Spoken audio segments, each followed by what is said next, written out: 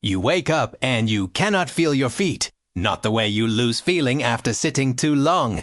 This is the percode of your skin through your muscle into the bone itself. You open your eyes and there is nothing above you but a stretched animal hide, sagging with last night's snow. The fire beside you has burned to a faint orange glow. Joabi bien, minutes before it dies complete. This is day 1 and you are already behind.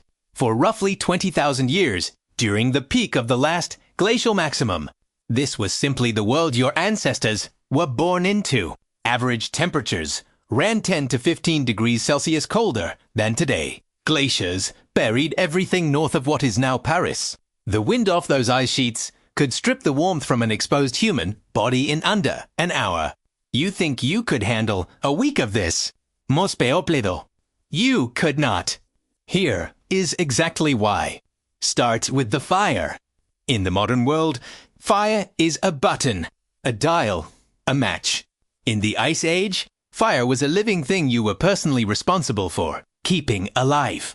Anthropologist Will Roick, studying sites across northern Europe, found evidence that some populations maintain continuous fire for tens of thousands of years, not because they enjoyed it, but because letting it die could mean death within a single night. Your ancestors carried embers wrapped in moss and dry fungus across open tundra for days. They knew exactly which would caught fastest in wet conditions. You do not know any of this. You have never needed to. So on the morning of day 1, your fire goes out.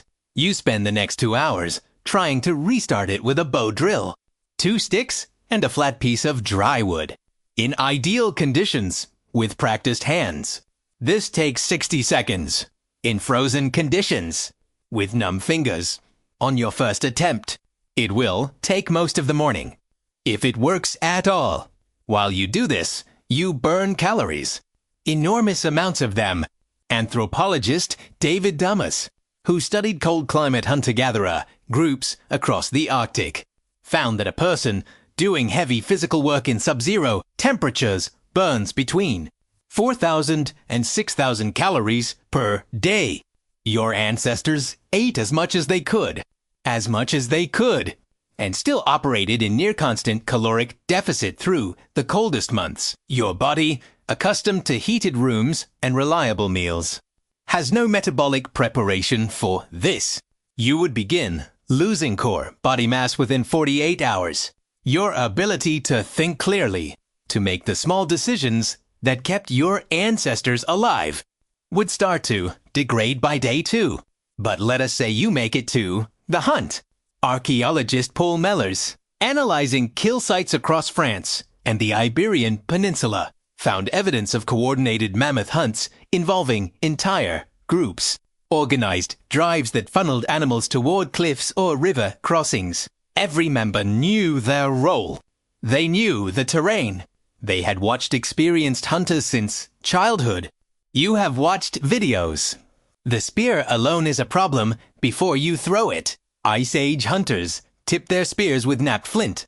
Stone chipped into a sharp point through years of practice technique.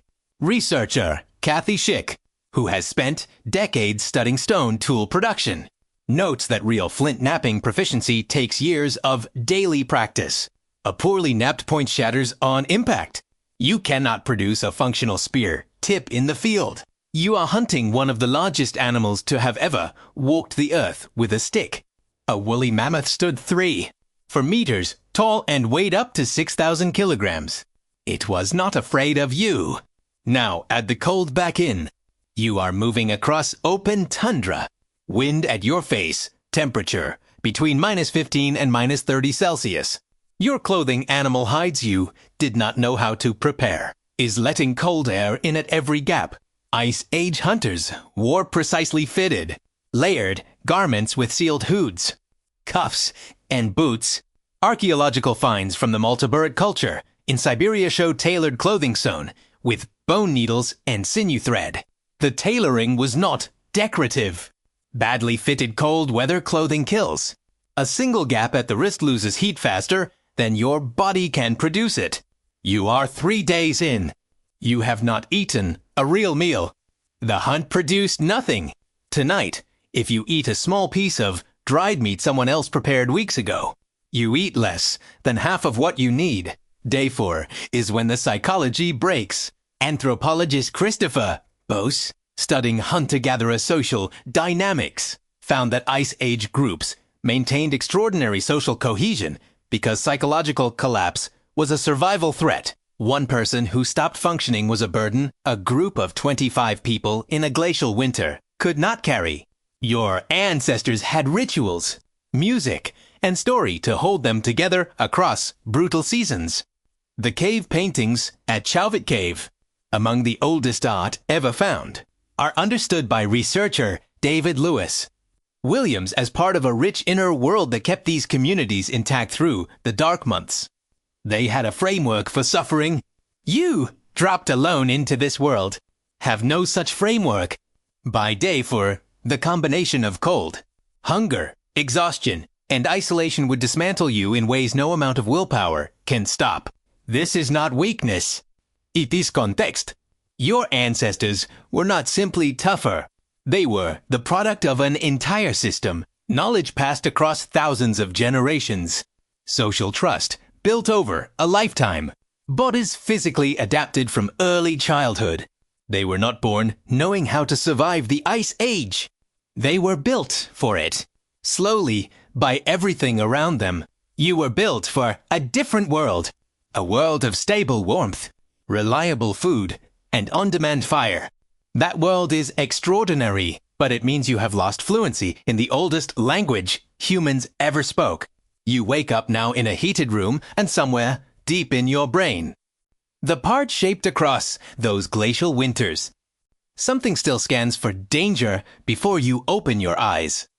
It still remembers what it cost to simply be here.